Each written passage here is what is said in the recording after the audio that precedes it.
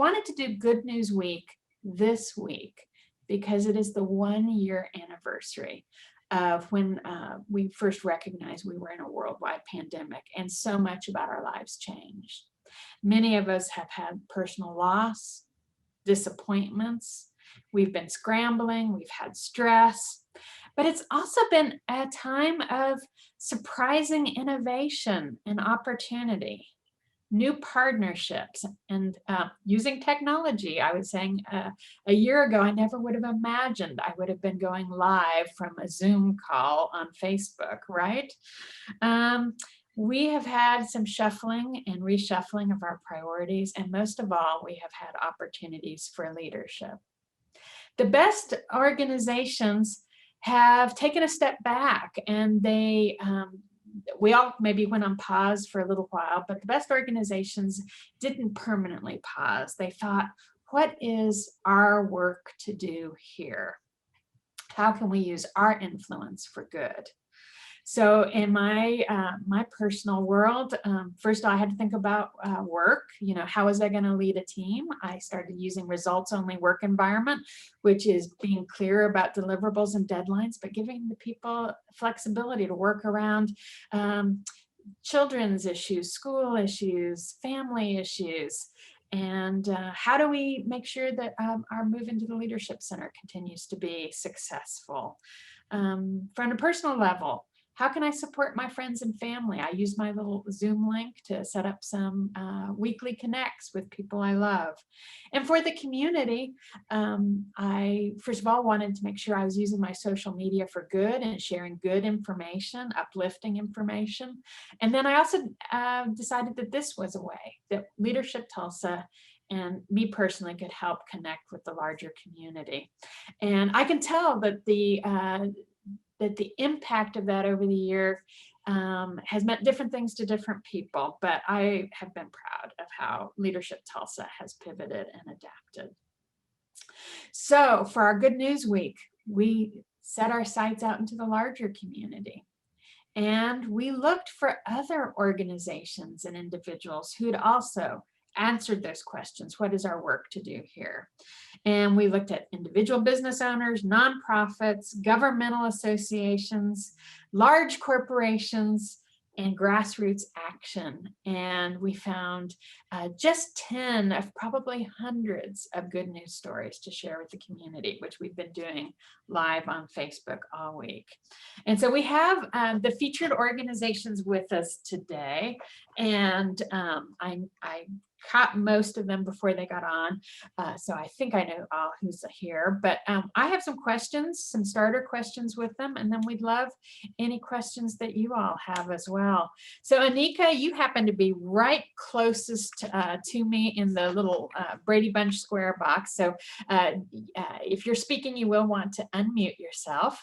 I would like to ask you, to what do you attribute your organization or your personal ability to adapt and pivot and be resilient during this crazy year we've had?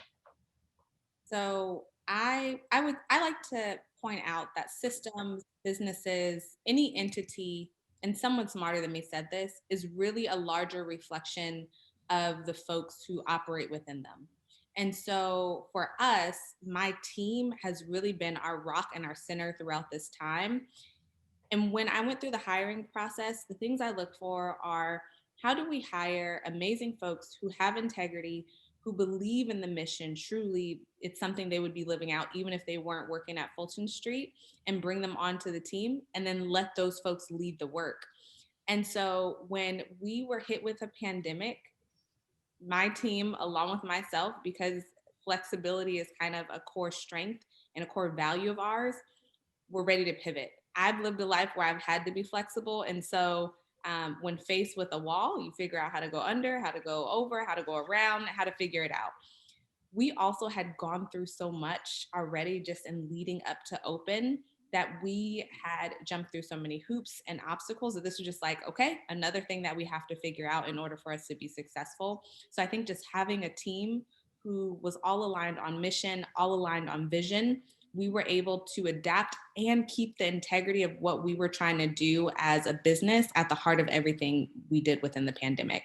So I would really just shout out the resilience of my team, and their ability to continue to think about what's important for Fulton Street and how do we do that in this new environment. Yeah, so I think one thing you highlight is we're not alone in this, that we as leaders don't have to have all the answers. We can rely on those people around us. And I love you talked about walls, because former Mayor Roger Randall once gave me a quote. Well, he gave me a quote. I loved it so much. He had it printed up into a poster for me. It's actually on my wall right there. It's a Ralph Waldo Emerson quote. And all it says is, every wall is a door. So that reminded me of that. Gwen, you had a completely different set of challenges than Onikah with a small independent business. You were running a huge governmental endeavor for our vote that included volunteers as well as paid staff. To what do you attribute your organization's ability to adapt and be resilient? Well, I can, thank you first of all, Wendy, but I can so relate to what Onikah said and mirror a lot of what she said. As you mentioned, we had, for the November election, which was such a huge ordeal, we had over 1,300 people working for the election board. So, but there was a center to the chaos. And I think the center, that grounding for all of the stuff that was happening, the unknowns and the knowns that were happening. Again, I'll go back to what Onikah said, and that's a staff. One of the things I recognize is that if you don't invest in, probably every leader that's listening right now, if you don't invest in that day-to-day relational magic that happens with your staff, if you don't invest in them personally, for me, obviously I have a lot of employees, but I try, to make sure that I understand each and every one, where they're coming from. If I invest in them personally, that ensures that when a time of crisis comes, which is what we had times 10, that you've got that base group. You've formed those relationships, you've formed those protocols. You've looked ahead at, what ifs. And made plans, and then your staff just, it carries you through. I've said it before, and even on this program, my staff, the commitment level of my staff, the dedication of my staff, I'm so proud of these guys. But they make me look good. And then when things get, when the rubber meets the road, these guys are front and center, ready to go. And that's what helped us make it through. 100%. So Mike, from the Tulsa Drillers, you had a little different challenge. You were in the entertainment and athletic industry, and your goal in life was to draw as many people to your field as possible to enjoy your product. How did you all approach pivoting and adapting and being resilient? Yeah, I mean, to echo the lady's sentiments, I mean, it's just about flexibility for us. I mean, we have kind of a never say never approach to the way we go about our business here at the ballpark. We're not just the Drillers, we're One Oak Field, and we have to keep this place alive all year round. And last year with the pandemic hitting, we were dealt with the first season without professional baseball in the city of Tulsa since World War II. So, we just didn't want to give up on that. So we looked for opportunities, everywhere we could. We got collaborative with the other teams in our league, and we're able to pull together a collegiate season. And it took a lot of work, a lot of coordination with the health department. We were outdoors, so we wanted to take advantage of our outdoor environment and our ability to do that. And so that was kind of the first step for us, was finding something that we could do with some regularity that was as close to normal as possible for our fans. And honestly, that kind of springboarded into everything else. I think once people saw that we were open, June 30th was our first game. Once people saw that we were open and doing it in a safe environment, slowly but surely they started to come. And then other community partners started to reach out, and that's where we were able to really have fun and collaborate. We collaborated with Gwen on the early voting, which was, to me, one of the highlights of my career, was to be able to host that here at One Oak Field, and partnering with the Tulsa Symphony Orchestra on a couple of symphonies, and the Tulsa TCC Signature Symphony, the Tulsa Opera. You know, these are relationships that we never had before because we were so set and fixed on drillers games and soccer matches and sporting events out here. So the pandemic kind of led us to partner with some new with some new friends, and I think we're going to continue to be able to do that over over the coming years. So I think the flexibility that we were able to show and that our staff was able to put together will make us stronger moving forward. So I think we took a lot of positives out of a really bad situation out here. You sure did. And one of the things that really struck me about your story were all of those brand new partnerships. So I'm going to pause a minute and just ask anyone on our panel, who else formed one or more really new partnerships that they maybe didn't have before the pandemic, if anyone would be willing to share. So Gwen, you've got one? Well, I thought it was a hand raising thing, not necessarily to speak, but yeah, to mirror what Mike was saying, when you're in a situation like that, when we had early voting at One Oak Field, and that was remember, this was by the invitation of One Oak folks, and Mike, calling and saying, would you like to? It wasn't us, they came forward and offered up their beautiful facility for early voting, which was a godsend to us in so many ways.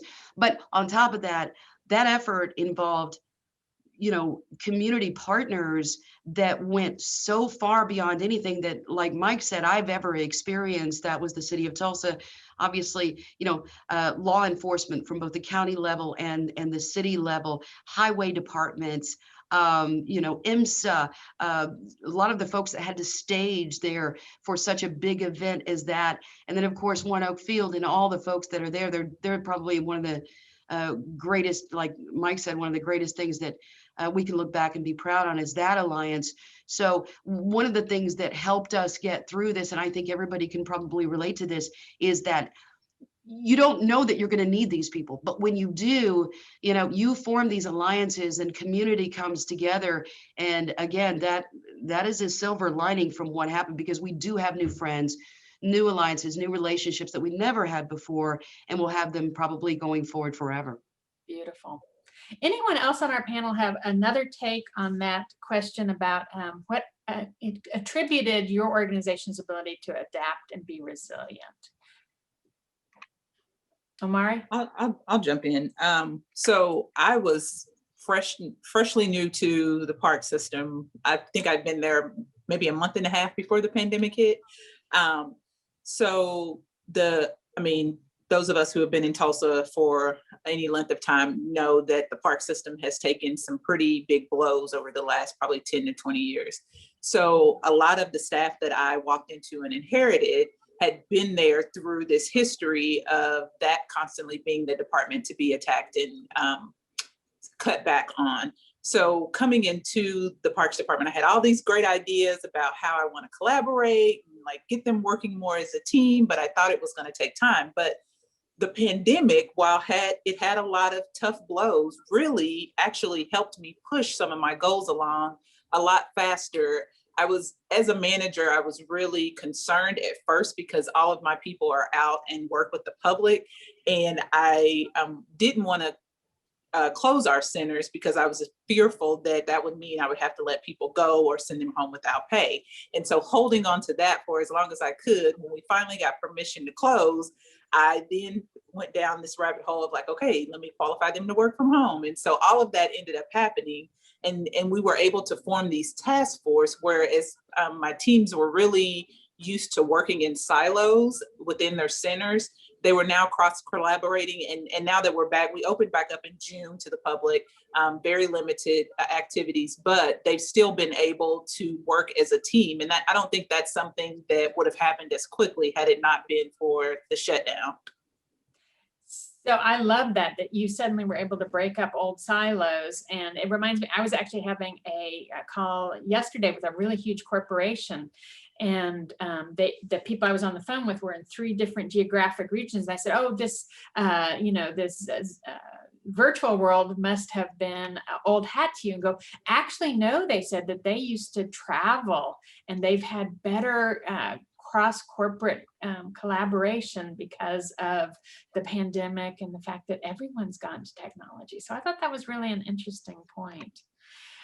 So I'm going to pivot to our next question, which is about what have you learned about your personal leadership? And Collin, you were in charge out at St. Francis Health System and probably had more employees and more essential work than anyone else on this call, although how do you gauge essentialness? The vote, I mean, everything was essential, but you were right in the middle of the medical emergency. So what did you learn about your leadership and how did you lead your team to pivot and adapt? Yeah, that's a good question. It's one that, when you're faced with a whole new problem. I mean, we have problems that we work through every day in healthcare, just like everyone else does. But when we have this 100-year pandemic, I think probably one of the biggest things that I realized personally is, you hear of paralysis by analysis. You can overanalyze things and not make a decision, and sometimes inaction is worse than maybe making the wrong decision and moving forward and learning from mistakes. So I think really just committing to a decision and trusting that your team and others around you are going to do everything they can to carry out the goals. And thankfully at St. Francis we have a lot of great people. Like others on the call have mentioned, human capital is just so important, and it was almost sort of restored my faith and humanity, and just seeing that, people, despite working long hours and doing things that they weren't, normally asked to do, doing whatever it took to address and protect the community and help patients. Yeah, we're so grateful for our essential workers. And you bring up something I saw across a lot of industries, which is we had to adapt in real time. There was no time for huge beta tests of new processes. Like we had to hit go and, kind of recalibrate on the fly. Right. Yeah. It was interesting. I was just working with some of our information technology and Epic EMR, our electronic medical record team. And, before March, we were really starting to look at digital infrastructure and how to deliver care virtually. And I was just pulling some stats. We had not done a virtual video visit in the St. Francis Health System prior to COVID. As people began to isolate and, we really didn't understand, how dangerous it was to come into offices, we began to launch our virtual technologies. And so as of today, we've done 144,000 virtual visits, clinic visits since the onset of COVID, and we'll continue that as a method to deliver care, moving out of the pandemic and into the future. And that would be super convenient for so many of us. Yeah, absolutely. So Kris, with the farmers market, your challenges were a little bit different than St. Francis's. At first, every sort of gathering of humans got shut down, and then we learned that maybe it was okay to be outside. How did you all pivot and adapt, and what did you learn about your leadership? Oh gosh, yes, it has been a roller coaster for sure.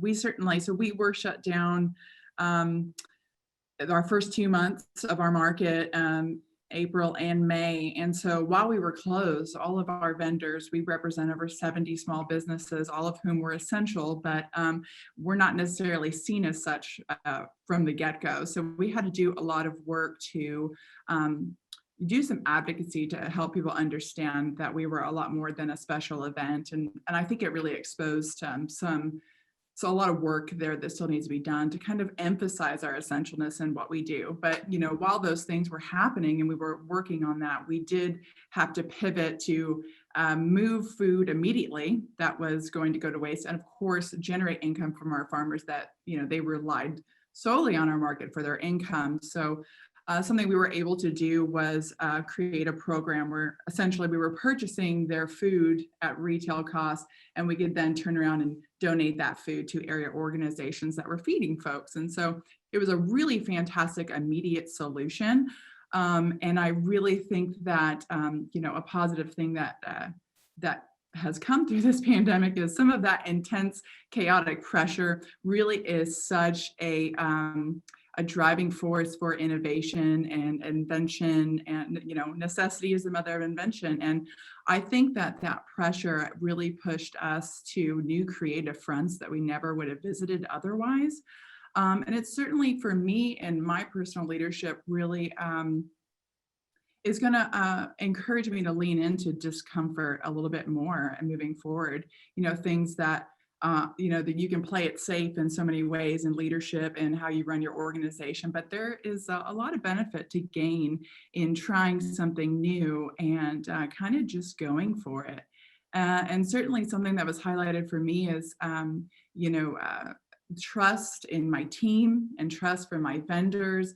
That human capital, again, like having that in place was important, because knowing that my board trusted in me allowed me to be more confident in the decisions that I was making. And likewise, just having trust in my team, I knew that I could give them the space and the flexibility that they needed, and knew that as long as we are working hard and we have these positive intentions, like, just as we were saying before, the paralysis by analysis, like a decision just has to be made, in creating a culture of safety, that we just need to do something. If we don't get it right on the first try, that's okay. We're going to keep moving, and we're going to keep moving forward. And so I was incredibly proud to see how the market maneuvered through that. And even within myself, again, I'm very happy to say that we work well under pressure, and we learned a lot about ourselves in that way, and that's something that we're not going to shy away from in the future as well. It's a really great point. And your point about your board trusting in you, I felt that too. And I think many board members in nonprofit organizations, they've had their own crises to navigate. And it's been a really good partnership here. Speaking of partners for my board, Adam, you had a reflection you wanted to share. Yeah, so at EMSA, we have about 650 team members, and two very diverse in different cities, Tulsa and Oklahoma City. And when we transitioned our leadership team and our administrative workforce to remote work, we really got disconnected from our frontline field crews. And I was really curious as to how we were going to be able to maintain an open line of communication and an honest line of communication during the pandemic, because we really needed to hear what they were seeing and what they needed. And I started to get a lot of, for lack of a better word, kind of complaints or gripes, which understandable. I mean, they're going through a lot, but what I decided to institute was an email address called ideas@emsa.net. And I challenged everybody who had a complaint to come up with a solution, to not only say what was wrong, but say how they felt they could solve it. And giving our amazing team members, our paramedics, our EMTs, that kind of ownership of the solution. I mean, it was a 180 in terms of like, can we do this? Can we do that? And they really saw the pandemic as a time to really try out some new ideas, because they had the opportunity. And, when it came to like PPE and, doing various materials in the ambulances, I said, we'll consider anything, because you are our eyes and ears in the field, and we trust you.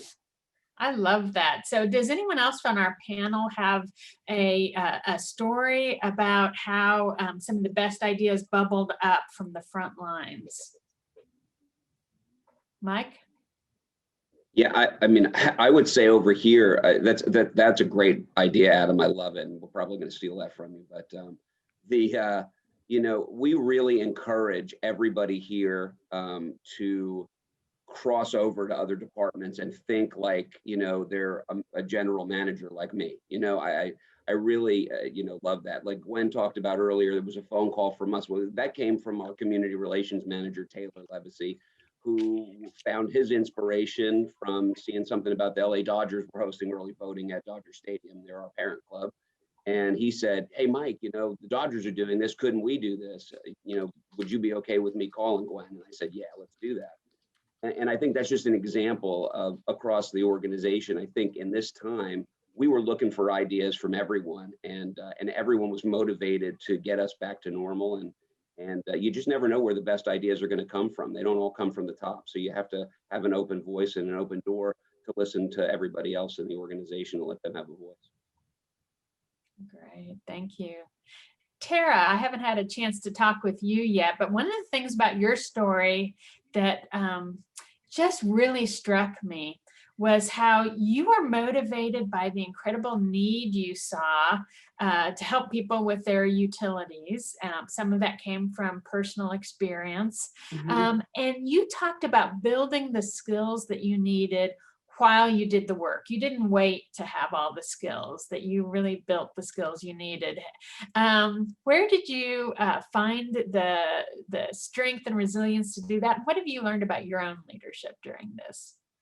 Well, when the pandemic first hit and I became unemployed, I already kind of thought of myself as a leader as far as maybe at work, but certainly not on a large scale. So I had to first realize I didn't know everything I thought I did. And then secondly, it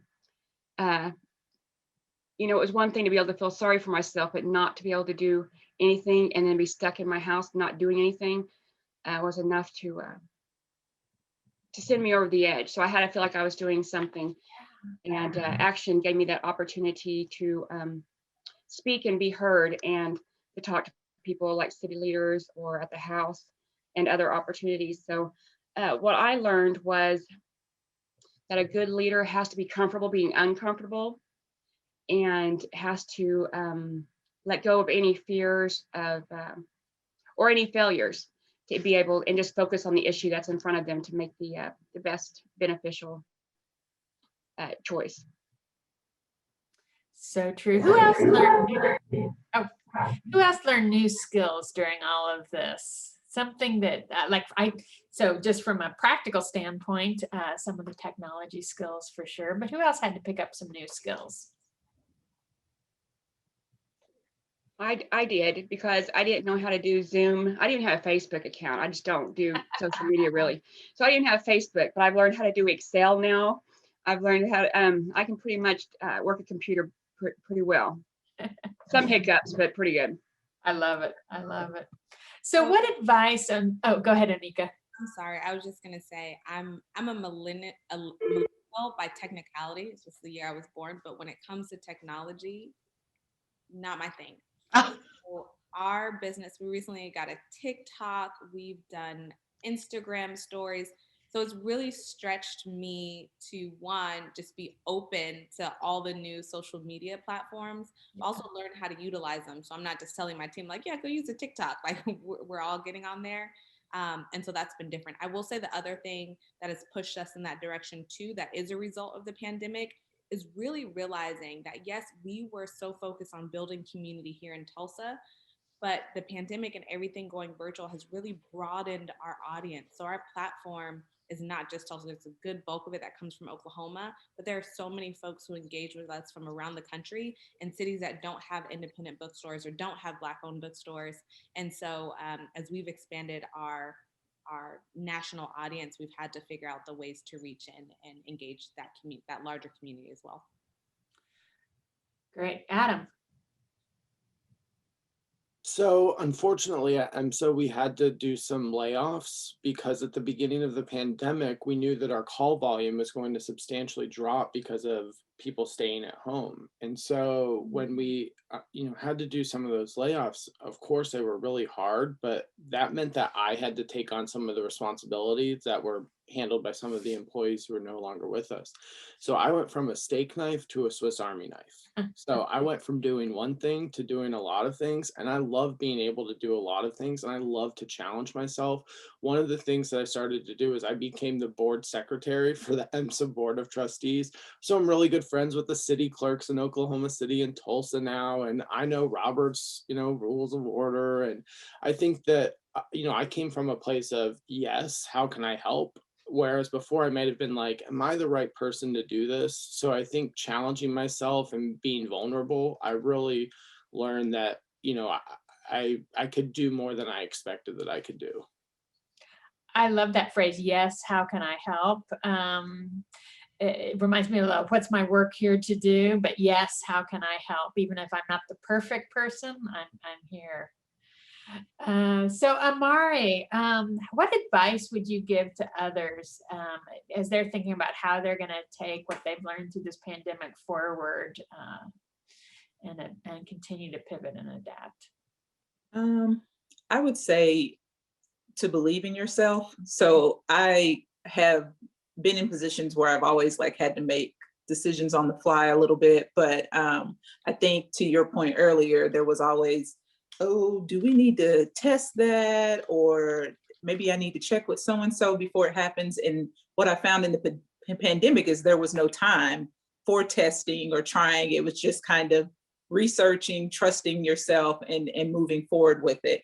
And so as a leader, I know sometimes we can get caught in our own head, and I would just say to like trust yourself and believe you've done the work, you've put it all in to make the best decision for your team. And guess what? If it doesn't work out, then you pivot. If anything, we've learned to do that. Fail fast and learn your lessons and try again. Kris, what kind of advice would you give to other leaders?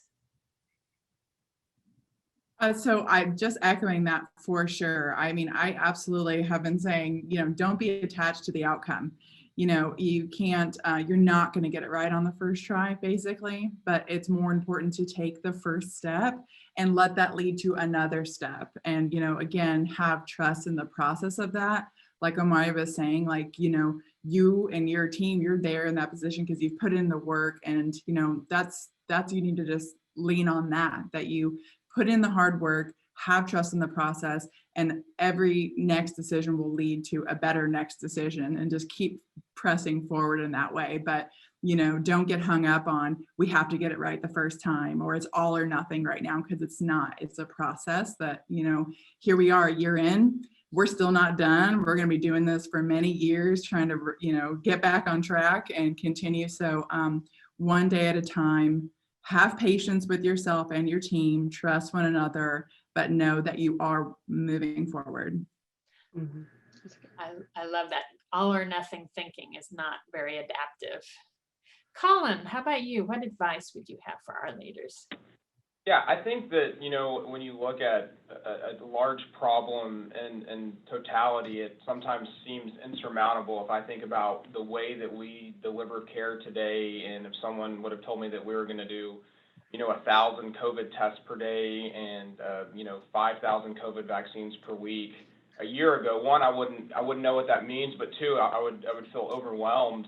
But, when you really break it down and just take a large problem one step at a time and just focus on the next step and the next step, before long, you get to an endpoint and you get to look back, and it's really incredible at what you can achieve. So I would just, I think it's easy to look at the broad picture, but also when you're in the thick of it, just, keeping your head down and just looking at the next incremental step and achieving the goal. I definitely have that experience, and the looking back, it's amazing how far we've come. Terra, you have a thought. Yeah, I think this question is probably the most important thing that I've learned all year. So my advice would be to just stop talking, especially in the advocacy world, to stop talking and to listen and to hear what that person in front of you is facing and struggling to just survive. And let that anger or outrage or whatever feeling be your compass, and you'll know where your focus should be. Beautiful. Thank you. Anyone else have something they'd like to share as far as advice? I have a little bit of a different take, if that's okay. I mean, although I really love this line of questioning because you wonder how many leaders across the country have taken a moment just to stop, reflect, breathe on things like this. What am I learning? What do I want to institute, going forward? So I really appreciate being prompted in this way, because I honestly hadn't taken the time to sit and think about it. But I think one of the things that I would recommend is to invest in the what ifs. You think you do. Well, I have a plan for A, B, C, D, and a backup plan for E, F, and G, but you really think outside what the normal line of thinking would be. And what if, because I don't know about you guys. Did any of you guys ever come up with a plan just in case we had a worldwide pandemic? You know, that's not something that was reasonable on our plate of things to consider. We do this as an entity. We obviously try to plan for every scenario, but from now on, I'm not going to limit myself just to the normal scenarios. I want to envision every conceivable scenario and then make a plan to deal with it. That's great advice. I had an early conversation with another big corporation where we had a member. I do check-ins and coaching with some of our Leadership Tulsa participants. And this person had been on her company's disaster and resilience planning task force. And she said at that time she had laughed about their pandemic plan. You know, yes, tornado, yes, flood, you know, yes, fire, but pandemic. And she said, so that was one company that did happen to have a pandemic plan. And she was laughing about that. So we have an interesting question from direct question to me from one of our participants, and I hadn't thought about this before, but what is the most memorable thing that one of your vendors has done for you during this time? So I've been thinking a lot about our clients and our customers, but does anyone have a story about a vendor that has done something meaningful for you? Give people, Adam, you've got something? I thought you would. So, I mean, when you think back to the beginning of the pandemic and how important PPE was, you know, at EMSA, we utilize so many different vendors for all of the, you know, healthcare supplies that we have on our ambulance. And a lot of them were so creative with what they could conceive and manufacture for quick PPE, you know, gowns and eyewear and face shields. And I think that for us, it was such a relief because we really needed that stockpile, because there were fears that, you know, some of that PPE would not be back in stock for 6 months to a year.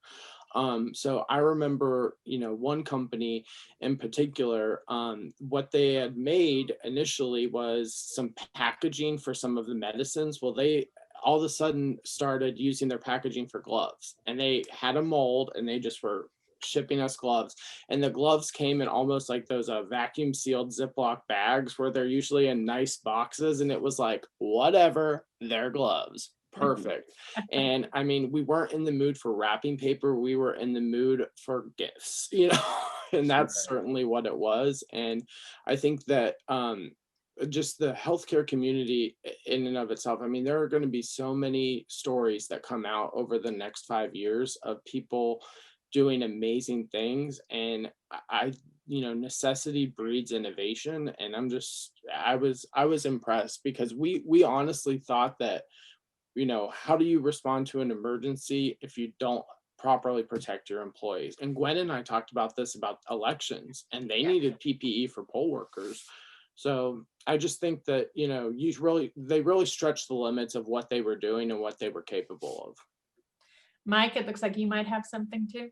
Yeah, I mean, it came from all angles. You know, it was amazing, really. I mean, some of the outreach from some of our partners just almost brought us to tears at times. You know, simple things like Anheuser-Busch, you know, is a big partner of ours, switching some of their manufacturing to creating hand sanitizer, and then they provided us hand sanitizer for the events at the stadium. Something as simple as that. National Occupational Health is a partner of ours, and they reached out when we launched that we were going to do a collegiate baseball team last summer to have some baseball here. And they offered to come out and test the players when they arrived for us and bring people on site to just make that process easy for us. I mean, we were scared to death. We were going into a whole new world, and we were taking responsibility for these college athletes coming here to have somebody come in and say, hey, listen, we'll help make that process smooth. Those were the type of instances I think that just came up over and over again. And it makes you realize, you know, you have the power to also give that back to your other partners too. How can you help them? And I just felt like that was a guiding light. There were a lot of sponsors like that. There were some partners of ours that have been with us forever, Nazios, St. Francis, you know, that continued to support us, even though we weren't going to have the same type of season that we typically have, because they recognized that it was important for our organization to do the things we do, to have that support.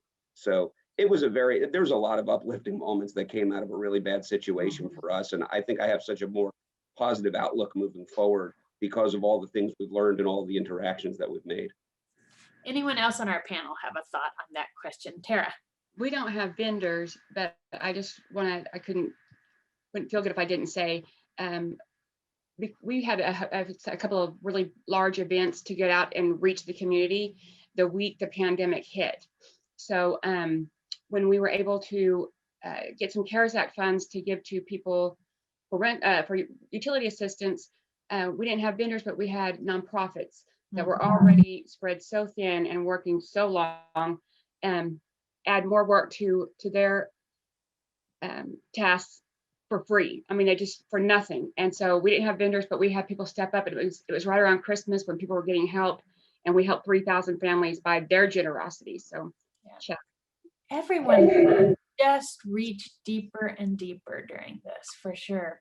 So I want to give my panel, if anyone has anything they haven't had a chance to say that they really wanted to get across, go ahead and unmute yourself and we will do that. And then I'm going to give our participants today a chance just to share any thoughts they have about what they've learned today or their thoughts about pivoting and adapting. So that's a heads up to any of you on the call who'd like to share too. But start with our panelists. Onikah. Yeah, there was a question earlier that I wanted to respond to in brief, which was about, what are the lessons learned? What do you take from this? For us as a business in Tulsa, seeing how Tulsa really rallied around supporting small business in the pandemic really deepened our conviction to be of service to the community. So for a community who has really ensured that we keep our doors open, how do we turn around and ensure that we continue to serve community has been super important for us. The other thing I'll say is thinking about normalcy. So a lot of folks are kind of looking around the corner, we're getting vaccines, and they're like, I can't wait to return to normal. And I think in our reflection, really figuring out and looking at the ways in which the pandemic has encouraged us to think deeper about how do we check in with our team, how do we make sure our team is okay, normalizing some of the pivots we've made in terms of like virtual meetings. The pandemic has also highlighted a lot of disparity, whether in the workforce, whether it's women, whether it's people of color.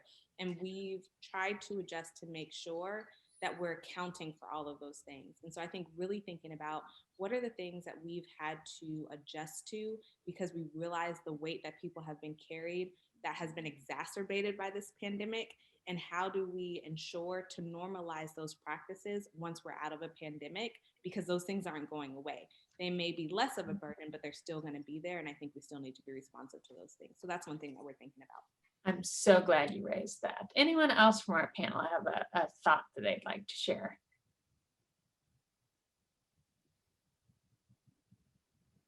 How about those of you who've just been on the call today? Anyone have a thought, either something you've learned today or something that you've learned through your journey this year? I'd love to share something. Thank you. So I'm the project organizer with Action, and Terra, lots of you have talked about that we've had to learn how to use Zoom and other technology, but grassroots organizing is about relationships and personal, in-person meetings. And so we were to have a training with 50 people the first weekend that everything closed down, and we had to quickly shift and figure out what to do differently. And I think the leaders of Action have done an amazing job. But instead of saying fail faster, we say fail better. So we just continue to fail better. And I think Zoom, while we would prefer to be meeting in person and being out, Zoom has allowed some who might not have been able to participate in some of our events or meetings to do that. And so I think that's one of the things we'll carry forward. When we can, we're going to be right back out in the community, but we'll continue to hold some meetings on Zoom to allow some to participate that weren't normally. And we do that nationally and part of a national network. And we do quarterly meetings where we bring authors in and discuss books. And we've been able to offer that now to far more people because we don't have to fly them across the country to hear that. So it's been really it's been amazing to watch the national organization pivot as well and open that opportunity up to a lot more people. So Sharon Welsh says in the chat, there's been lots of good news from today's panel. So yes, a year in, we're smarter, we're more resilient, we're still getting things done. And the people like the ones on the call today, not just our guests, but I'm not just our panelists, but also our guests are part of what's making Tulsa a better place and making sure there's good news. We are at time. I want to thank our panelists. I also want to remind everyone we have one more good news live event on Facebook. Today is Food, Farms, and Fortitude. We'll actually hear more about Kris's story with the farmers market, and we'll also hear about the opening of the farm bar right in the middle of the pandemic, the living kitchen sort of restaurant here in Tulsa. So I hope that you will come back at noon. If you've missed any of our stories, I want you to know that you can find them on goodnewstulsa.org. All of the videos are being uploaded there. And I'm also recording today's session, which I'll send out to about 200 people that we have registered for this series. So thank you everyone for being here today, and we'll see you at noon today. Bye-bye.